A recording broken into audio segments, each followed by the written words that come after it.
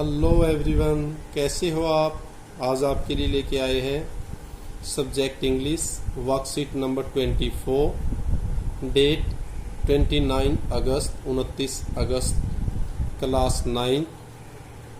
तो ये 9th class की इंग्लिश की वर्कशीट नंबर 24 है। 24 वर्कशीट इट इज। यहाँ बच्चे अपना नाम भरेंगे, नेम ऑफ द स्टूडेंट, और यहाँ name of the class teacher. यहाँ क्लास टीचर का नाम भरना है। क्लियर है? तो देखते हैं इस वर्कशीट को क्या है इसके अंदर। Hello students, in previous weeks we learn to change the sentences of statements, questions, requests and orders written in direct speech to reported speech. बच्चों, पीछे जो वर्कशीट थी उसमें हमने स्टेटमेंट के सेंटेंसेस, क्वेश्चन के, रिक्वेस्ट, ऑर्डर, इनके सेंटेंसेस को चेंज करना सीखा था। और वो चेंज किसमें किया था? डायरेक्ट स्पीच से रिपोर्टेड स्पीच के अंदर चेंज करना सीखा था। अगर आपको ध्यान है, अब नरेशन कर रहे थे ना, डायरेक्ट, इनडायरेक्ट, और लगभग 4 या 5 वर्कशीट की।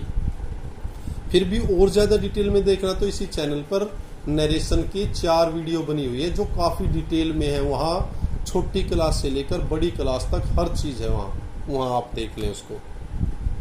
तो अब इन 4 वर्कशीट में आपने ये सारी चीजें कर ली हैं। We all practise more than we have learned. और अब हम प्रैक्टिस करेंगे और कुछ ज्यादा, जो हमने सीखा है उससे भी ज्यादा। सो फार, जो अब तक सीखा है उससे भी कुछ और ज्यादा प्रैक्टिस करेंगे। If you have any confusion using this worksheet, अगर इस वर्कशीट को यूज करते हुए, भरते हुए आपको कोई दिक्कत है, कंफ्यूजन है, दुविधा है, you can refer to the last 4 worksheets. तो आप एक बार पिछली वर्कशीट को जरूर देख ले, पढ़ ले, सीख ले। वर्कशीट नहीं है तो वीडियोस देखें। आपकी जो पीछे वाली वर्कशीट्स हैं उसमें ये सारी डिटेल, मैंने पूरी डिटेल बना रखी है, बता रखी है। नेक्स्ट देखें, given below are some sentences pair. यहाँ कुछ सेंटेंस के पेयर हैं, जोड़े के जोड़े दे रखे हैं। पेयर होता है जोड़ा।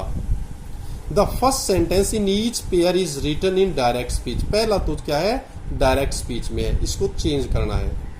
And the second is written in reported speech, दूसरा रिपोर्टेड स्पीच में लिखा गया है।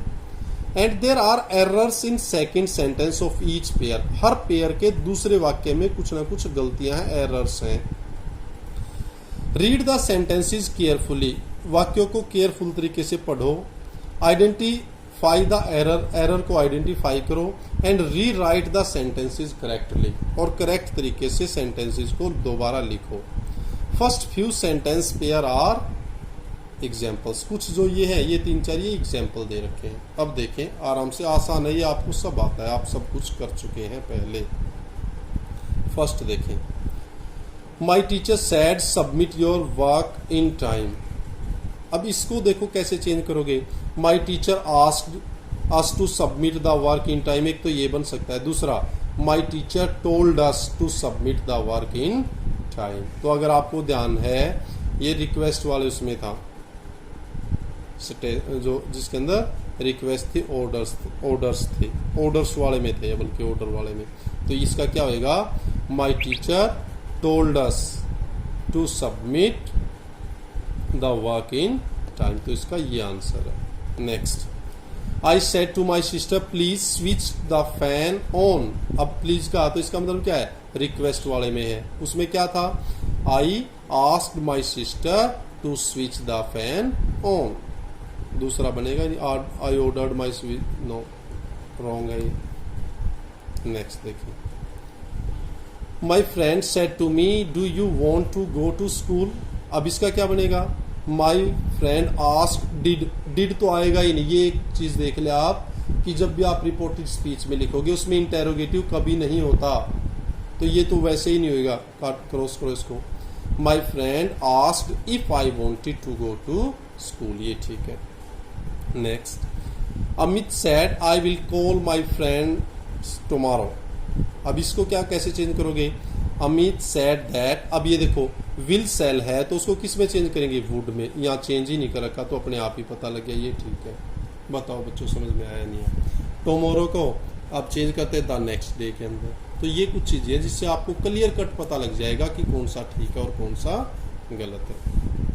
नेक्स्ट देखें, 5वां।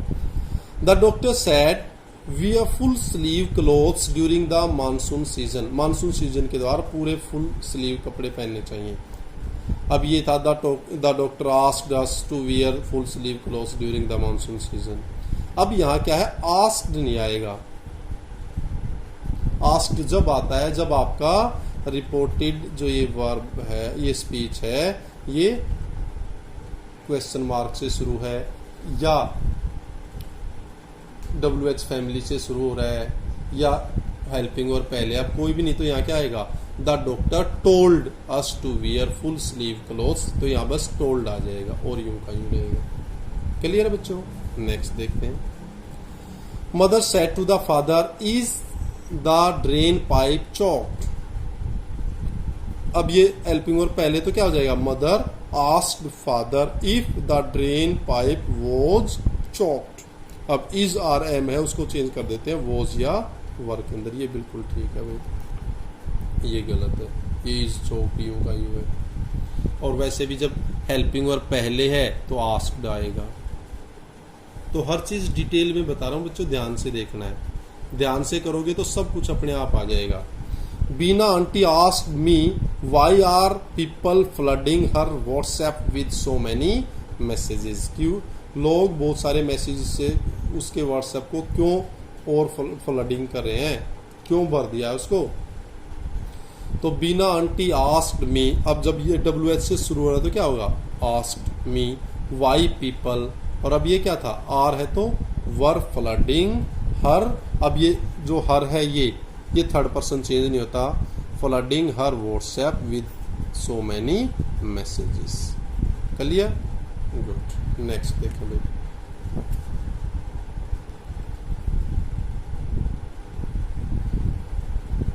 ईशू said to Misha please make a paper boat for me. Ishu ने मीशा से कहा कि मेरे लिए एक पेपर बोट बना दो। क्या हो जाएगा, ईशू टोल्ड, अब सेड टू को चेंज हो जाएगा told, told Misha to make. एक तो ये कह रहा है, ये हो सकता है नो। अब जब प्लीज कह दिया तो क्या हो जाएगा, ये सेंटेंसेज ऑफ रिक्वेस्ट है तो क्या हो जाएगा, ईशू रिक्वेस्टेड मीशा टू मेक। और जब रिक्वेस्टेड है तो आगे जो भी प्लीज हट जाएगा, उसकी जगह टू फर्स्ट फॉर्म में ऐसेगा, to make a paper boat for.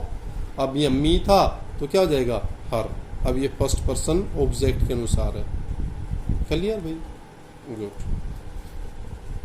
Megha said to Bittu, Megha ने बिट्टू से कहा I can hear the water gargling in the pipe.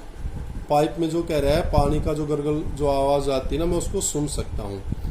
तो क्या हो जाएगा, Megha told Bittu that she, और कैन को चेंज कर देते हैं कुड में, she could hear the water gargling in the pipe. बताओ बच्चों समझ में आया नहीं आया? ये देखो ये